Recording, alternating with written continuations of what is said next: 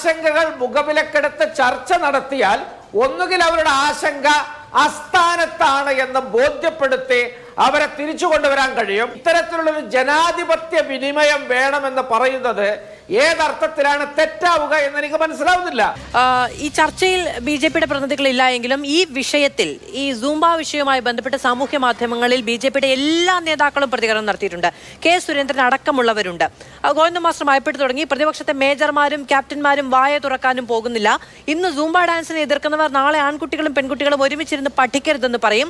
ഇത്തരം മതമൗലികവാദികളോടുമായി വിട്ടുവീഴ്ച നടത്തിയുള്ള മുന്നോട്ട് പോക്ക് നല്ലതായിരിക്കില്ല എന്ന തരത്തിൽ കെ സുരേന്ദ്രൻ ഇന്നലെ ഫേസ്ബുക്ക് പോസ്റ്റ് ഇടുന്നു. ഞാൻ ചോദിക്കുന്നത്, ഈ തരത്തിൽ കോംപ്രമൈസ് ചെയ്യുന്നതാണ് കേരളത്തിലെ രാഷ്ട്രീയം, കേരളത്തിലെ കക്ഷി രാഷ്ട്രീയം എന്ന് BJP-ക്ക് ആവർത്തിച്ച് പറയാൻ കഴിയുന്ന സാഹചര്യം ഉണ്ടാക്കി കൊടുക്കുകയാണ് എന്ന് ഡോക്ടർ പ്രേംകുമാർ ചൂണ്ടിക്കാണിക്കുന്നു.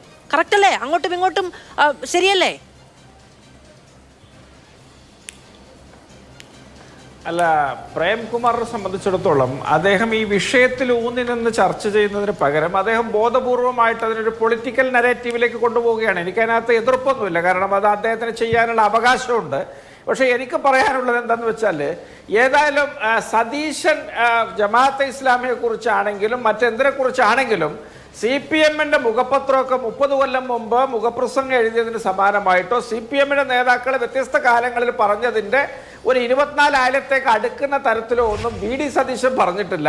അവർ തരുന്ന പിന്തുണ സ്വീകരിക്കുന്നതുമായി ബന്ധപ്പെട്ട പരാമർശങ്ങളെ അദ്ദേഹം നടത്തിയിട്ടുള്ളൂ. അതൊക്കെ നമ്മൾ ഒരുപാട് ചർച്ച ചെയ്തു. ഇവിടെ ഏതൊരു കോണിലൂടെ വണ്ടി ഓടുമ്പോഴും അതിലേക്കൊക്കെ വളച്ചു ചുറ്റി ഇത് അറ്റാച്ച് ചെയ്യുന്ന രീതി, അത് ഇവരുടെയൊക്കെ ഒരു ദൗർബല്യമാണ് വെളിവാക്കുന്നത്. എനിക്കിതിനകത്ത് വളരെ സ്പഷ്ടമായിട്ട് പറയാനുള്ളത്, വളരെ സ്പെസിഫിക് ആയിട്ട് പറയാനുള്ളത്, ഇവിടെ വിസ്ഡംകാർ പറയുന്ന ചില ആശങ്കകൾ അവർ പറയുന്നുണ്ട്. ആ ആശങ്കകൾ മുഖവിലക്കെടുത്ത് ചർച്ച നടത്തിയാൽ ഒന്നുകിൽ അവരുടെ ആശങ്ക അസ്ഥാനത്താണ് എന്ന് ബോധ്യപ്പെടുത്തി അവരെ തിരിച്ചു കൊണ്ടുവരാൻ കഴിയും. അല്ലാത്തവണ്ണം സർക്കാരിന്റെ സതുദ്ദേശപരമായ കാര്യങ്ങളുമായിട്ട് മുന്നോട്ട് പോകാൻ കഴിയും. ഇത്തരത്തിലുള്ളൊരു ജനാധിപത്യ വിനിമയം വേണമെന്ന് പറയുന്നത് ഏതർത്ഥത്തിലാണ് തെറ്റാവുക എന്ന് എനിക്ക് മനസ്സിലാവുന്നില്ല. പിന്നെ സൂംബ ഡാൻസ് കൊണ്ട് എന്തൊക്കെ ഗുണമുണ്ടായാലും തങ്ങൾക്ക് ആ ഗുണം വേണ്ട എന്ന് ചില ആളുകൾ തീരുമാനിച്ചാൽ അത് പിന്നെ അവർ പറഞ്ഞോളാം, അവരെ തിരിച്ചുകൊണ്ട് ബലം പ്രയോഗിച്ചു കൊണ്ടുവരേണ്ട ബാധ്യതയൊന്നും ഈ രാജ്യത്തില്ല. അവർക്ക് അവരുടെ വഴിക്ക് പോകാം, സൂംബ ഡാൻസ് ആടുന്നവർക്ക് അവരുടെ വഴിക്കും പോകാം എന്ന് മാത്രമാണ് അതിന്റെ പരമമായ അർത്ഥം. ഒരു കാര്യം കൂടി ഞാൻ പറഞ്ഞുതരാം. ഇവിടെ വിസ്ഡംകാർ പറയുന്നതിൽ നിന്ന് ഞാൻ മനസ്സിലാക്കുന്ന ചില കാര്യങ്ങൾ, ഈ സൂംബ നൃത്തം പുരോഗമിച്ച് DJ നൃത്തങ്ങളിലേക്കും അതുവഴി ലഹരി ഉപയോഗത്തിലേക്കും അതുവഴി ഒരുപാട് പ്ലഷർ സീക്കിംഗ് ആയിട്ടുള്ള ഇവന്റുകളിലേക്കും പോകുമെന്ന് പല പഠനങ്ങളും ഉദ്ധരിച്ച് അവർ പറയുന്നുണ്ട്. ആ പറച്ചിലുകളെ നമുക്ക് മുഖവിലക്കെടുത്ത് അത് അർത്ഥശൂന്യമാണ് എന്ന് പ്രേംകുമാറും സംഘമൊക്കെ തെളിയിക്കട്ടെ.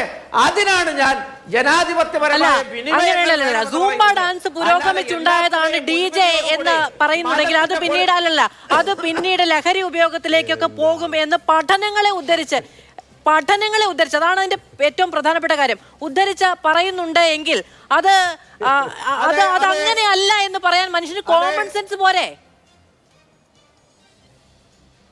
അല്ലല്ല, അത് നിങ്ങളെ കോമൺ സെൻസ് എന്താണ് എന്ന് ഇതൊരു പരസ്യ വിചാരണക്ക് നിങ്ങൾ അതങ്ങ് പ്രതിഫലിപ്പിക്കുന്നേ. നിങ്ങൾ അതങ്ങനെ അന്തർഗതം പോലെ ഉള്ളിൽ വിഴുങ്ങേണ്ട. ഇത്തരത്തിൽ പറയുന്ന ആളുകൾ അവരെ യുക്തിശൂന്യമായിട്ടാണ് നിലപാടെടുക്കുന്നത് എന്ന് ബോധ്യപ്പെടുത്താനുള്ള പിന്നെ ധാർമ്മികമായ അർഹത അല്ലെങ്കിൽ അതിനുള്ള ബാധ്യത ഈ സർക്കാരിനുണ്ട്, ബന്ധപ്പെട്ടവർക്കുണ്ട്.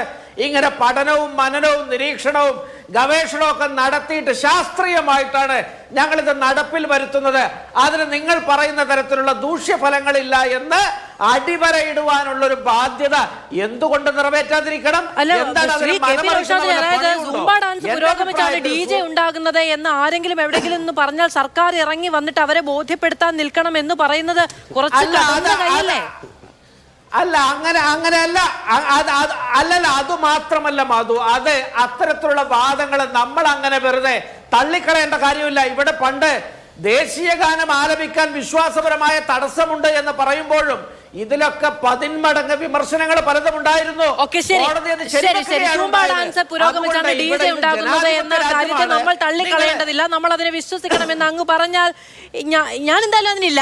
മറ്റുള്ള അങ്ങ് അതിന് തയ്യാറാകുന്നുണ്ടെങ്കിൽ അങ്ങ് വിശ്വസിക്കണം. പറയാനില്ല, വിശ്വസിക്കണമെന്നല്ല പറയുന്നത്. അത്തരം ആളുകളെ നിങ്ങൾ ഡയലോഗിനും വിനിമയത്തിനും തയ്യാറാകണം. സർക്കാരിന് എന്തുകൊണ്ട് ഈ വിമർശനങ്ങൾ ഉന്നയിച്ച സ്ഥിതിക്ക് ചില അധ്യാപക സംഘടനകൾ ഉന്നയിച്ചിട്ടുണ്ട്, വിദ്യാർത്ഥി സംഘടനകളുണ്ട്, യുവജന സംഘടനകളുണ്ട്, എല്ലാവരും ചേർത്ത് സതുദ്ദേശപരമായ കേൾക്കാമെന്ന് വിചാരിക്കുന്നു.